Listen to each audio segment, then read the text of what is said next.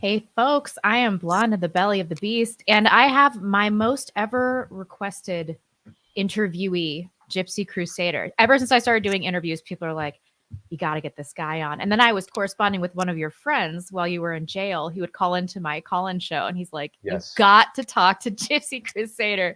So I'm so glad to have you. I just wanted to talk about your saga. And if you could give my audience a little insight into who you are, what you do, in case they don't recognize you because you're not in costume right now. Oh yeah, I'm not in costume in one of my famous get-ups. Um, what I mean, it's hard to describe what I do. I mean, I'm a journalist. I'm an entertainer. I'm a political advocate, I guess you would say. And what else did you want me to tell them? I'm Well, sorry. okay, let's start at the beginning because you did have kind of a not a constitutional conservative beginning, but you started like all of the YouTubers in my sphere in 2016, 2017, just doing like pretty standard conservative stuff. Oh So why yeah. don't you start there and then talk me through what happened with Antifa? Okay. Oh, so you want to know the whole spiel? All right. Oh, Well, everyone wants to know the whole spiel. all right. I'll tell you guys the whole thing. So I started off as just a regular, everyday conservative journalist. I used to fight for a living. I did Muay Thai for, at the time, I mean, I've been practicing now for like 14 years, but at the time I had been fighting and training for about 8 years, fighting. And then I got into a really bad car accident and it kind of ended my career. So while I was laying up in bed, getting healing up, I started watching, like, I started getting, like, noticing more about politics and, I started noticing more about politics. I started like posting stuff on the internet, just on like Instagram and stuff like that. And then I started going to rallies and interviewing people, taking pictures, stuff like that. Just regular. I was a manga guy, standard conservative kind of dude. And so that was kind of like the humble beginnings of it.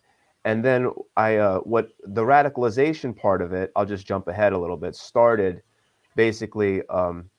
The Proud Boys were doing an event in New York City, and a lot of them followed me online. They liked my stuff, what I was posting. I thought they were really cool. I would see them at rallies. So they invited me to an event at the Met Republican Club in New York City. Mm-hmm. So to cover the event, introduce some interviews, talk to some people. So um, I go to the event, and when I got there, unfortunately, the event was sold out, and we could not get into the event. So I decided, because Antifa was there at the event. They were already there the night before. They had thrown bricks at the windows of the Met Republican Club, and then they put like super glue in the lock to try to stop us from getting in, and spray painted anarchy signs everywhere. And then they were outside the club, with all of their signs, KKK, No Fascist USA, all this other shit. Okay, now this is the first time I'm seeing these people in person. All right. So they're all nuts, you know what I mean? They've got masks on, you know what I mean? They all like they're cross dressing, they got pink hair, there's some of them are furries, they're all freaking weirdos. Anyways, they're degenerate psychopaths. So I couldn't get into the event, so I took my camera and I said, you know what? I'm gonna get some photos and some video of these people, going crazy for the page. So I go and I take my phone and I start panning over the crowd.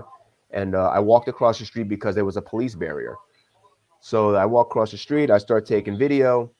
As I'm taking video, this fat, this this fat Spanish guy. I won't say other names. I'll be nice because for you, Rebecca, I promised that I would behave. Thank you. So this fat Spanish guy walks up behind me and very angrily tells me to get the fuck out of his way. And then I looked at him. And then he said, basically, he's like, get the hell out of my way or I'm going to kick your ass. So I turned the camera on him and I'm like, what did you say? And then he goes and slaps my phone out of my hands. Um, he slaps the phone out of my hands. And as soon as he slapped the phone out of my hands, like I said, I used to fight. I did it for a very long time. And I went right into fight mode. And I elbowed him across the face. I kneed him in the stomach. And I threw him to the ground. And you were with a chick, right? Yeah, I was with this Jewish girl. We were friends. Nothing like intimate, but we were friends, you know. And no, I swear to God, nothing Just intimate. joking. I swear, nothing intimate. We were just friends. And so, anyways, so I hit that guy because he slapped the phone out of my hands, and it happened very fast. And then the cops came. They like broke us up. He's on one side of the street. I'm on the other side of the street. We're cursing at each other. Fuck you, this and that. I'll kick your ass. I'll kill you, white boy. All this shit. All right. So after that happened, I go to my friend who was Alex, the girl you're speaking of, and I said, listen, I am tired and I want to go home. I think I've had enough excitement for one day. So she tells me and she asks me, she's like, would you mind just coming with me and this other girl whose name was Delilah, I think her name was. And she says, would you come with me to down the street to this McDonald's to go charge our phones? So I said, yeah, sure. So we go, we charge our phones. And then she's like, well, could you just walk me back? So I'm like, all right, fine, I'll walk you back. So I'm walking back to the Met Republican Club. And as I'm walking back, I start noticing that we are being followed by Antifa. Mm. Okay. I see them like running across the street here, scurrying. Now she doesn't realize, but I'm like trying to stay hidden from us, but they were already on our tail. There was really nothing that we could do. So as we're walking down the street, I see them. They're coming. They're coming from behind us. There's about maybe 5 or 6 of them at first, and she's not paying attention. She's like on her phone. And I remember, I stopped her and I said, Alex, they're gonna come for us. They're coming for us right now. And then she looked down the street and she's seen them, and then she, her face just goes white. She's like scared out of her mind. So I handed her my phone, and I said, listen, I'm gonna give you an opportunity, and when you get the chance, you run. Don't just run. She goes, well, what about you? I said, don't worry about me. You just run. Handed her my phone. As soon as I hand her my phone, we get surrounded by the first 5, and then another 5 come. So there's 10 of them, and they surround us in like a circle, and they're basically, a bunch of non-white people.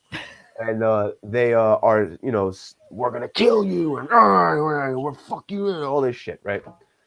So when that happened to us, there was the one guy who was kind of pretty close to me. I remember I punched him, and then I grabbed him. And when I grabbed him, I looked at Alex and I said, run. And she ran off down the street. So she takes off running. And now I'm sitting there with 10 of these guys. And they all start, pounding on me. They all, they're swinging at me and trying to hit me. So I'm sitting there. I remember I'm blocking punches. I remember I punched one guy, hit him, boom, boom. And I dropped him. And I hit him just enough that when he fell, I was able to run. So now I'm running down the street. As I'm running down the street, 3 of these fucking piece of garbage communist psychopaths are chasing me. They're chasing me down the street. One of them, who is of the African American persuasion, jumps onto my back like a monkey and goes ahead and starts trying to choke me. And then some other little cross-dressing fruitcake catches up to him. And then some other little slant-eyed person. You're doing real well. Comes up and he goes, and now they're all swinging at me and trying to hit me. So I remember I'm still kind of blocking punches. And then I remember the African American person is on my back. And I remember I ducked down, and the cross-dresser ends up punching him in the face.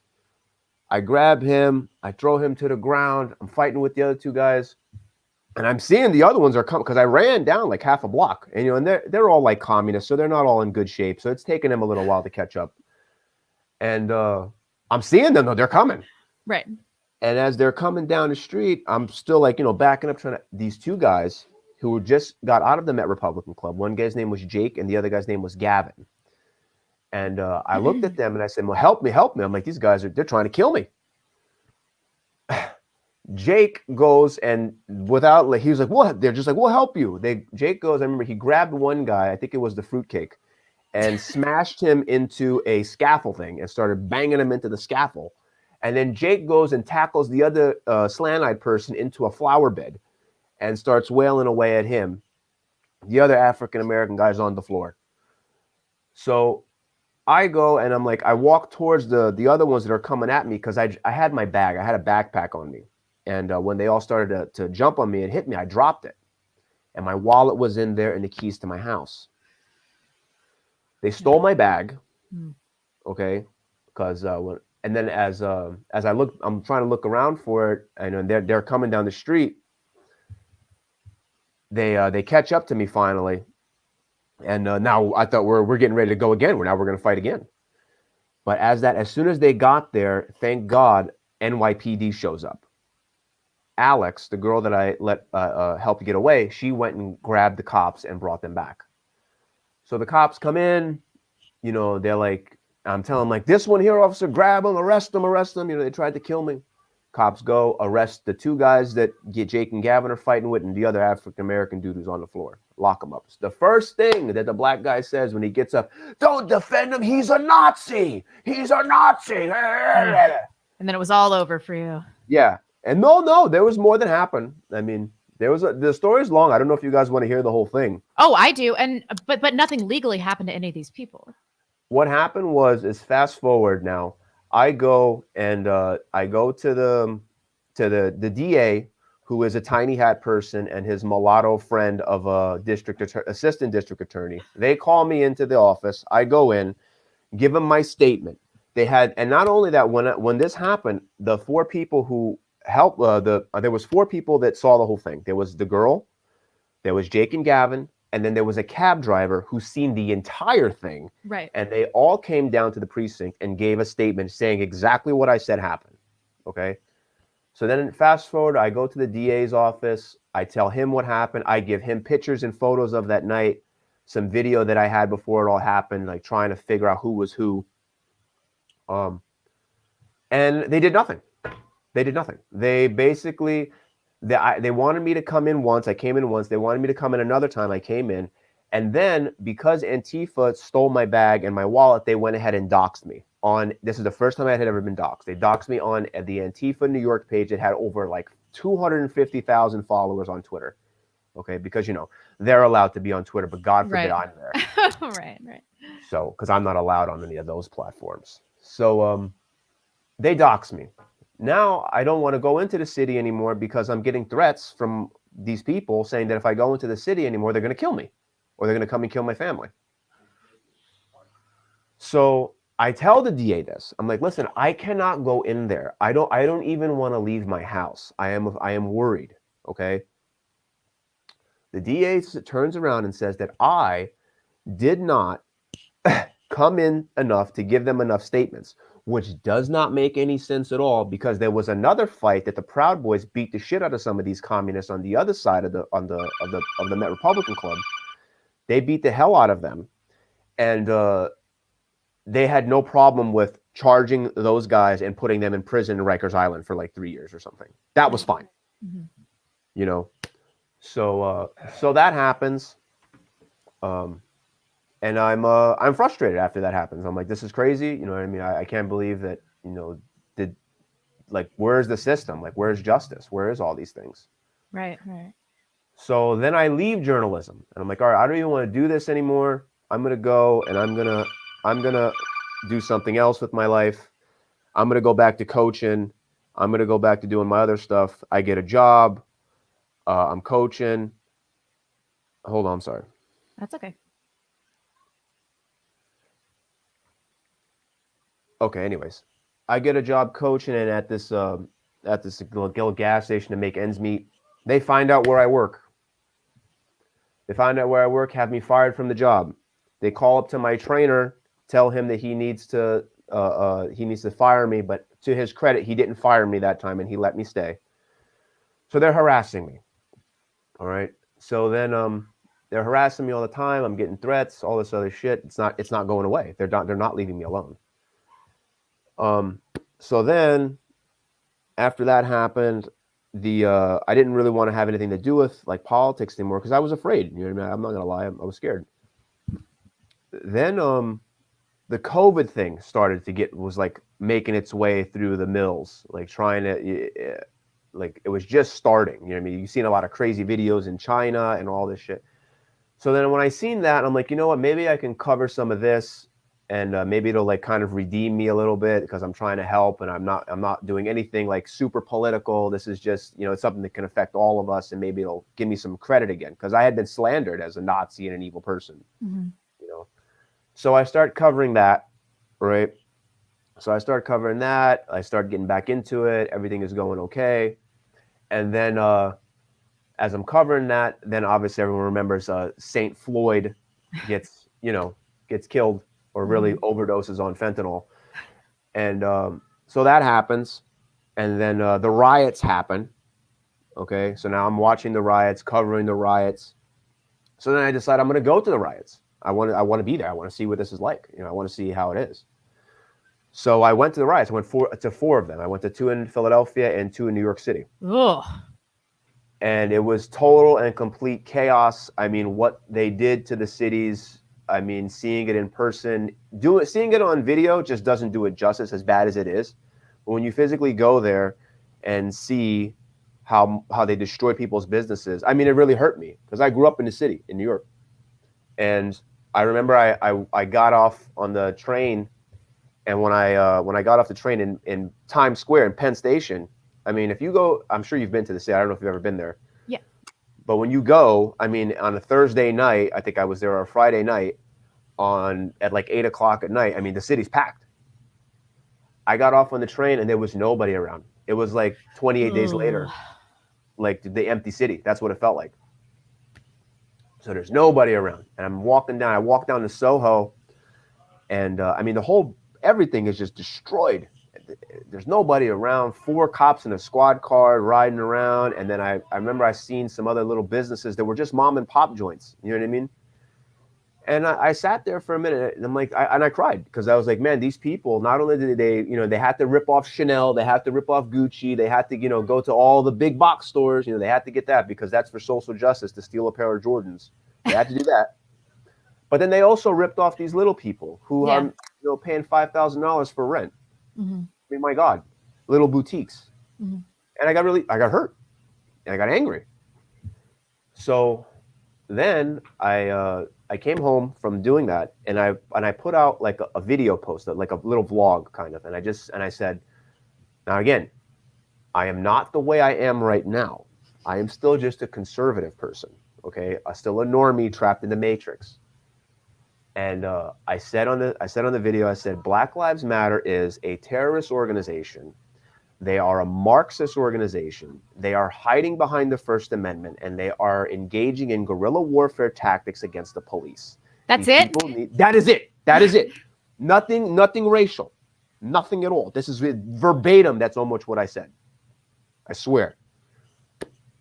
Black Lives Matter doesn't like that very much. They go and they take that video because it went viral. And I had like a pretty decent following on Instagram, and it went all over the place.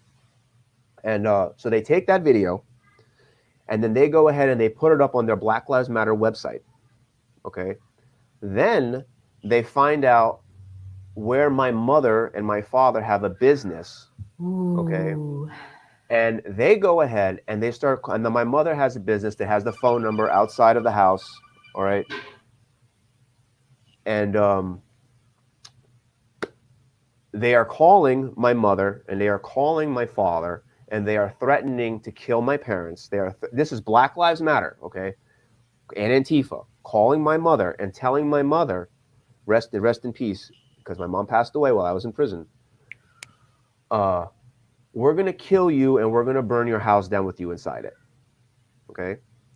Then they came to the house. Okay. About 60 of these communist degenerate scumbags come outside to my parents' house and are screaming at my mother. I'm not here. I don't live with them. I'm living in my own place. All right. They show up. They're screaming at my mother, say Black Lives Matter, say Black Lives Matter. And then my mother, God bless her soul, comes and she's like, I will not say Black Lives Matter because I believe in Jesus Christ and all lives matter. Now, please get off of my property. My mother and father call the cops. The cops show up and they tell my parents that there's nothing that we can do because they're protesting. Oh, good grief. Okay, so now the cops are not doing anything. We can't do anything. All right. So I come home. Now, I don't know, none of this happened. I come to the house one day after like a day or two after it happened, and my mom and my younger brother and my father tell me what happened. And they're yelling at me and they're mad at me You know, they're like, why are you doing this stuff? Why are you getting involved? It doesn't matter. You can't change anything. And I felt about this big because it's just like I didn't know what to say. You know, I didn't know what to. I felt horrible. So then that happened. Okay. Then they weren't done yet. Then they went and they called my trainer. Okay. Now, like I said, I've been fighting for a very long time. I loved my trainer. He was like, he taught me everything that I knew. I cared for him. He calls me up and he tells me, you can't come to the gym anymore. And I say, why, Chris? I'm like, what are you talking about? He goes, listen, these people that you're involved with have told me in so many words that if you come, if I let you continue to come to the gym, that Black Lives Matter is going to show up outside the gym and they are going to protest outside the gym. Okay.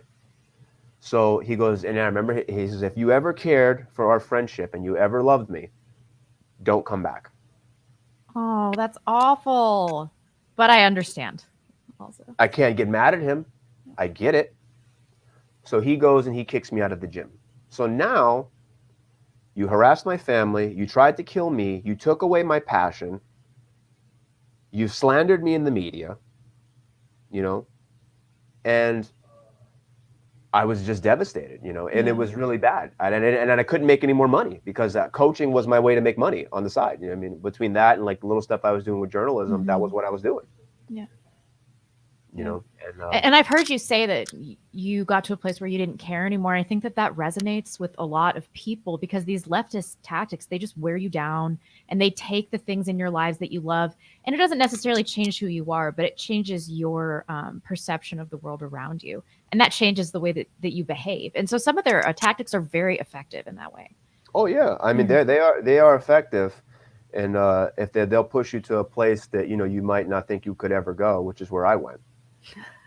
And I like it now. It does free you. You can only get doxxed one time. And then once you're liberated in that way, you can truly say whatever you want. I've also heard you say that you don't recommend that the average person comes out online and says whatever they want, which I agree with. But there's something to be said about the way you have shifted the Overton window. Like I've seen you on Omegle and like a black 13-year-old kid comes up and they're like, "Oh, GypsyCrusader, I love you." And so I think that you've actually done a lot to shift the Overton window. So do you think that people should try to push it in their regular conversations? What do you mean, like about the race stuff and all that, or the race stuff, gender stuff, dissident Absolutely. right talking points? Yeah. Yeah, I mean, you might as well. Right. I mean, I mean, why not? At this point, we are going down such an ugly road with the way everything is. I mean, they're teaching. It's at this point where they want you to worship these people that are, you know. I'm sorry, I'm very limited with my vocabulary right now because I know I'm trying to be good. Right. So we're already in a society that has deemed these horrible people as acceptable. Okay. So if they're allowed to talk and say and think in extremes and absolutes, then why aren't we? Right. Yeah. Why are we have to be the ones saying, cowering in the corner and saying, "Oh no, it's okay. You know, you can be a fag. It's all right. Don't worry about it." No. Fuck the hell with that shit. Oh no. Black Lives Matter. Oh no, yeah. You know, they're Black Lives Matter. No, you don't have to be that way. If you want to go and you want to talk about that, you're proud to be, you know, that your ancestors built Western civilization. You know, the place that everybody wants to come to, because I know that there's no place in Africa that I want to go. That place is a shithole and I'd never want to go there. Right. So, but I do want to still go to places in Europe because Europe is awesome. And so no, I don't think there's any problem with it. I think people should do it as much as they can and, you know, protect yourself, obviously. But I also think that if there's a lot of people who believe in the stuff that I believe in, and I'm not saying for anybody to do this. I know everyone has to protect their identity and anonymity, but I do think that if we put a face to it, if more people did put a face to it, you know what I mean, and said what they felt, I think that would change a lot of things too in a positive direction. But I think that I don't know. I possibly have been a little delusional about whether or not I'm on the Fed's radar. And then talking to you, I'm thinking like they're probably monitoring us more than I think. And so we're all operating under these delusions that we're just not important enough to the federal government for them to be monitoring us. But I think that they totally are. So nobody that's even that think that they're operating under anonymity actually is probably at this point. Exactly. That's a very good point. You could hide your identity online and, you know, not put your face to it and, you know, hide behind an avatar. But if the government wants to know who you are, they'll find you. You've got IP addresses, you've got your digital footprint, they will find it, and then you will be put on a watch list. You know what I mean? So that's just the world that we live in. It's 1984 style. You know, that's true. And people are like, well, I'm not committing any crimes. You are. I think the average person commits 3 felonies a week or something like that, even unbeknownst to them. You did have priors, though. If you could talk a little bit about the gun charge and how that happened. Because from what I can understand about it, you know, you had priors. You probably shouldn't have had a firearm or whatever. I don't think you were an enemy of the state or whatever the ADL called you. But I think to the average citizen, we're all committing crimes. They just threw the book at you. They wouldn't have treated anybody else but you in the way they treated you, I think. No, because all right, so this is what happened. So the initial charge was felon in possession of a firearm, and I went and took a gun safety course in 2018. A gun safety course. That's it. Okay. Terrible. I'm a terrible, horrible person. All right. So real quick, just so you understand, I know that what they did to me was completely political, and this is one of the ways I know. Yeah. When I did that, and I did that in 2018. Okay. The gun safety thing. So fast forward to the COVID shit that was going on. I was going to anti-lockdown protests. Okay. And I was helping organize these kind of protests. The FBI came to my house beforehand because I was organizing those protests. And the only thing that I just suggested, didn't say let's do it. I said I just suggested in a Facebook group.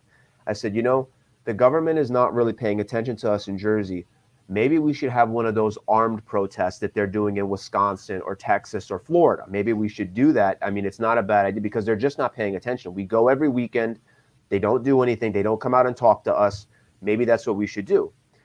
And because of that, somebody went and reported me to the FBI. The FBI shows up to my house, intimidates my family, intimidates me. And then I remember them saying to me, they were like, well, you can't, I'm like, all I said was for us, maybe we should do this. And then they said, well, you can't have an open carry protest in New Jersey. I said, but that's kind of the point of protesting. It's civil disobedience. We're doing something we're not really supposed to be doing. And, you know, trying to get the government to recognize that's the whole point of this. So, I mean, I don't see the big deal. But they were not very happy with such things. But my point is that if they wanted to arrest me, if I was such a horrible terrorist, evil person, that happened almost a year and a half after I took that gun safety course. So you guys knew that I did that because when I took the safety course, they run your name through a federal database. And they obviously found out that I had my priors from when I was like 18 years old. So why didn't you guys arrest me when you came to my house? You should have, if you should have done it then, but you didn't want to do it then. You did it. This predates the Omegle era, right? Don't even know what Omegle is. I'm not on that far right anymore at that point. You know what I mean? I'm just a regular conservative guy. Trump, all that shit. All right. When they came to my house the first time. We were so wholesome back then. Yeah, we were also innocent and naive back then. So, I mean, so that happens, okay? Then fast forward to the Omegle stuff, and they came and kicked in my door, blew up my house with 2 armored tanks, over 70 agents with full tactical gear. There were 70 agents there. 70 agents in full gear, all right? Fucking plate carriers and balaclaves and bulletproof helmets with night vision goggles. I'm like, dude, what the? I came out. I'm like, what am I, fucking Osama bin Laden? This is insane. I'm like, you coming after me like this? Yeah. All the money you guys just wait, and a battering ram on the goddamn tank that they were getting ready to drive through my house. It was nuts. They threw flashbang grenades at me. It was. Were you freaking out? Oh, Of course, yeah. I was scared out of my fucking mind. Yeah. I thought they were gonna shoot me. I thought they were gonna kill me. 100%. When I peeked out my window and I saw the small army that was outside. At first, I thought, oh my god, this is for somebody else. But then when they call your name on the loudspeaker, you know it's for you. Yeah. You know, Paul Miller, come out with your hands up. What the? I'm like, oh my, what did I do? In my mind, I'm like, what? I'm like, I haven't done anything. I'm like, this can't be for the show. No. But it was. It was for the show. You know, it was. It was all it was about. They didn't. When I was in court, they didn't give a shit about the gun. That dothead prosecutor didn't say a fucking thing about the gun. All right. Who was this guy that Zoom bombed your first hearing?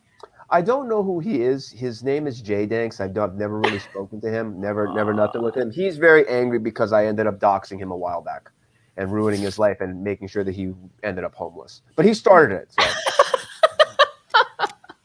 He started. Okay. So they find a gun and a normal amount of ammo. Everybody's acted like 850 rounds is, you know. Oh my god, it was so bad. A compound. Yeah. So you disassembled your gun and threw it in the dryer or something, right? I had my gun in pieces because I was fixing it. Oh, okay. And it had actually happened kind of like the day before almost, that I threw it in the washing machine because I had family come over and it was like all in pieces and I just threw it in there.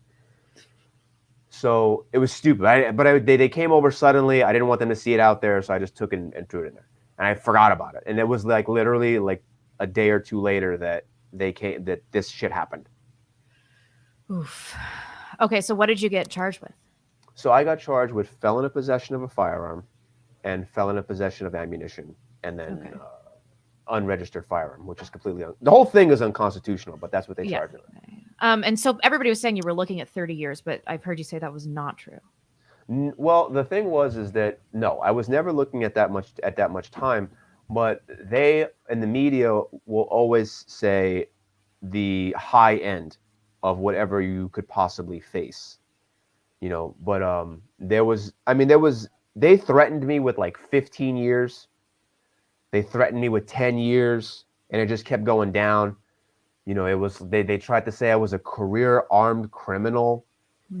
All of this crazy. I'm like, I haven't been in trouble since I'm 18 years old. What are you guys talking about? So it ended up being that, you know, they could really realistically only charge me with the 3 years, and that's what I got. But no, the 30-year thing, I don't really know where that came from. I guess that's what they thought was going to happen, like in the media, because I mean they're not lawyers, you know, they're just journalists. They don't know. So you spent 2 years in prison. I spent 2 years in prison. Can you talk a little bit about what that was like and what you learned there? Yeah, it was traumatizing. You know, I still am traumatized from it. I wake up sometimes, I don't know where I am. I mean, I don't even know where to begin.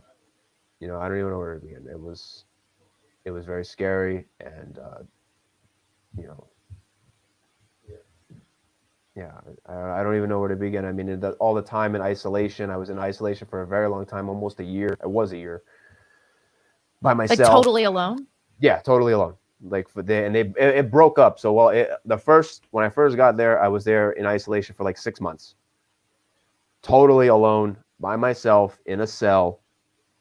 You get 1 hour out to make a phone call or to take a shower, and then you are to go back. I had no books. I had nothing. One person sent me a Bible, which was really nice, a fan from Sweden. And I was like that for 6 months. And then from there, I got sentenced, and then they put me into the federal system, and then I went into a federal jail. But there you were also, I had a cellmate at that point, but you're also locked in. You're locked in for 23 hours, like 20 hours a day at that time. Were other prisoners aware of why you were there and your history? When I first got to the county, yes. Ugh. People knew who I was, and the dark people were very upset about it.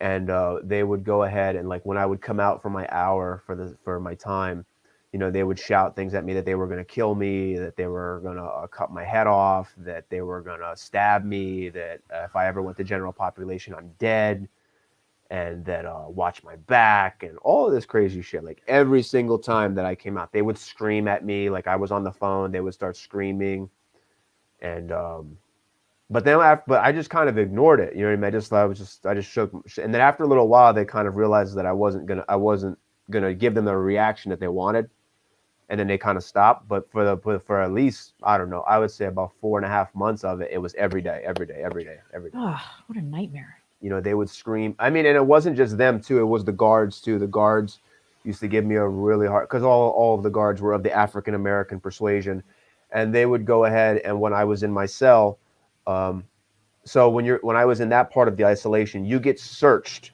3 times a day. They once in the morning, once in the afternoon, and once in the evening. What could you possibly acquire in the interim? You can acquire things if you want to do it.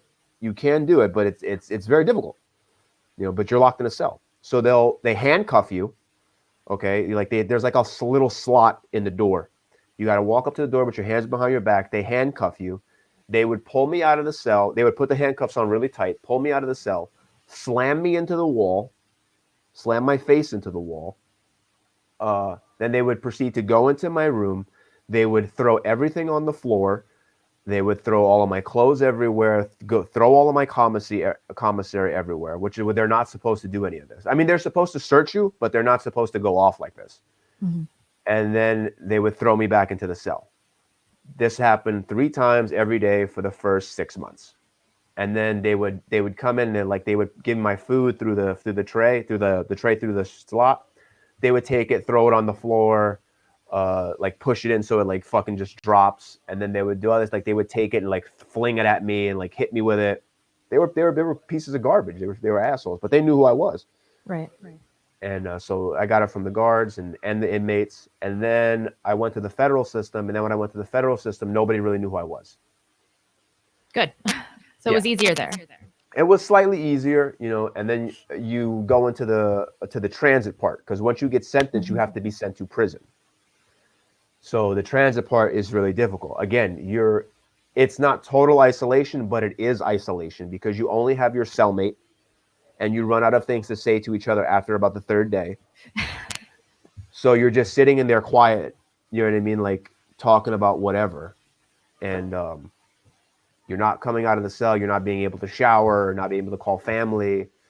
You know, you don't have any food, you know, and you're just sitting there.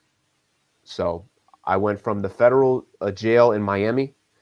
Then from there, they took me to Tallahassee for a day.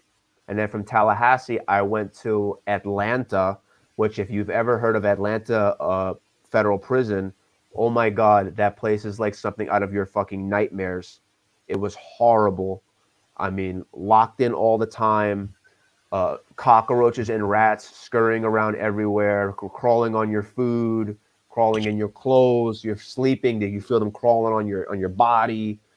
The whole thing looks like a giant castle. Like when you walk in, it feels like an abandoned insane asylum. Like everything is just kind of dark and metal and stone and cold. And I remember walking in, and I see, when you first see the place, if you just look at the place, you will be scared out of your mind. Yeah. And I remember walking in, and I'm like, I'm gonna die here. This place is. I'm like, where the fuck am I going? So there was that, and then they took me from there to North Carolina, then Virginia, then Philadelphia, then I went to Fort Dix, which was my prison. Oh, good grief. So you spent 2 years doing this, and you got out when? Last month? I got out at the end of January. January 31st is when I got out. How has your reintegration period been going? Well, it's been interesting. It's been, I think, there's been parts of it that have been, I mean, really great. You know, people have the overwhelming amount of support and love that I got from everybody when I came out. I mean, people were writing to me all the time. I have so many fan letters that I'm going to read eventually when I do a stream and show people. I mean, I've got fucking a bunch of them in there. And people donating to help me get back on my feet. Hey James, uh, sorry, it's my nephew. It's okay. Um, People donating to help me get back on my feet, which has helped me so much because I had legal bills and things that I had to pay and bill and just it was everyone's been great. Everyone's been great. So far it's been I mean it's been really hard too because I come home and like I said my mom passed when I was in prison. So just not be her being here has really it just hurts. I miss her. I miss her every day. So Yeah. but seeing my dad, seeing my nephew, seeing my brother, seeing my other members of the family has been so great, and I've missed them so much. And never take it for granted. Yeah. Your family is all you got sometimes, and most of the time, that's all you got in this world. They're your Yeah. blood, and they're Yeah. always going to love you no matter what. That's true. Are you feeling? I mean, I think that the your entire Omegle experience, it's been a manifestation of your nihilism about the current state of affairs. Do you think that this has made you more nihilistic? How do you feel about the future, your personal future, and the future of the country? Has my experience made me worse as far as my beliefs? Yeah. Oh yeah, oh yeah. I You mean, mean prison didn't make you less racist? What a oh shock. yeah, I know what a shock. I mean, I'm sure that the tiny hat people put me in thinking this'll teach him. He's gonna conform now. I'm Yeah, sure that's what really. they thought. Yeah, but no, it made it a million times worse. Because Okay. now, I mean, I didn't like a lot of those certain people before, but now I really hate them. I despise them. They are the most loathsome, disgusting, horrible, smelly, degenerate fruitcakes you've ever fucking seen in your life. And the way they are in prison, I mean, the best way I could describe to you is that some of the certain people that are of the darker persuasion that they are in prison is they're like zombies. And being in prison is like the zombie apocalypse. You're eating food that you would find in gas stations. You are not being able to have normal hygiene and clean yourself. And then the black people are like the zombies. And you can't get too close to them because they infect and they destroy everything that comes close to them. So you got to just be like, you know what I mean? You got to stay away from them. And so, yeah, it didn't help at all. And So you then, don't feel rehabilitated? no, no, not even in a little bit. But do you feel a newfound vigor for life? I bet you do. Oh, absolutely. I mean, the things that you take for granted in life, I cannot emphasize it enough and preach about it enough how important these things are. Just being able to go into a restaurant and being able and having a waiter or waitress walk up to you and ask you, "What would you like to order?" That alone might seem to you like a stupid thing, not important. But let me tell you something. When you are getting shoved food in your face, saying, "Here, eat it, you fucking animal," Yeah. it makes a big difference. Right, right. That and wearing clothes that you want to wear, and being able to pay for something that you need, and being able to see your family whenever you want to. I mean, all of us, we love our families, but we might not call them as much as we should. We might not tell them we love them as often as we should. And being going through this, it has changed my perspective. When I call Yeah. my family, when I see my dad, when I see my brother, I tell them I love them. I tell them, I appreciate time with them, and Yeah.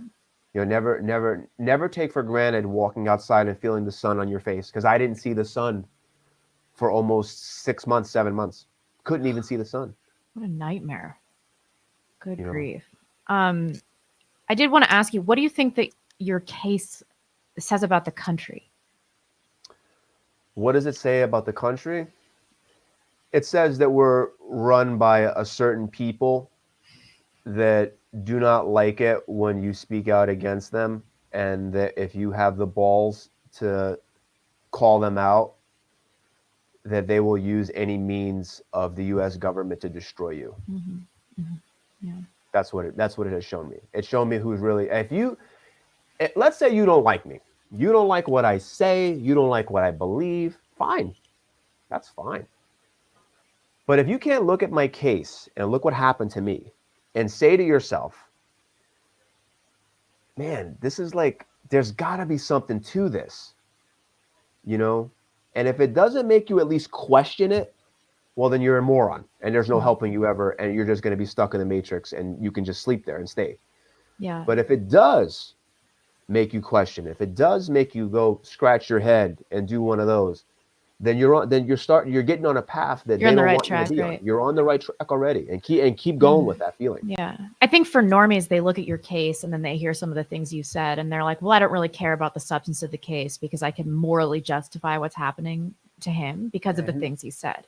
Right. And that's why I think it's important. I mean, to the average citizen that's just shit posting on the internet, that's like you or I, that feels like they're just too small to be on Fed radar. Like that clearly is not is not the case. And I think we Not need to even be more close. realistic about how much we're being monitored. And not committing crime is not going to prevent us from getting picked up. Like it's going to get bad enough that they'll just be able to pin stuff on us at some point. Right, right. They'll just accuse, like, again, it's 1984 style. They'll just accuse you of something that you Right. didn't do, Yeah. and then they'll put you in some horrible place and demand that you confess to something that you know is not true.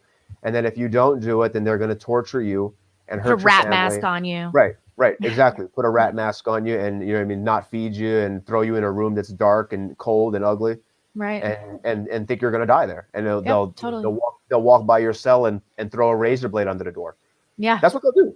And They don't care. And I think they're already doing that, especially with opiate use and hedonism and pornography. Like these are all different ways that we can not procreate, that we can end up committing suicide. I mean, for white people, our own hedonism and our own depression might be our undoing. It might not be this giant thing, this tumultuous thing. It might just be that we become so demoralized that we destroy ourselves.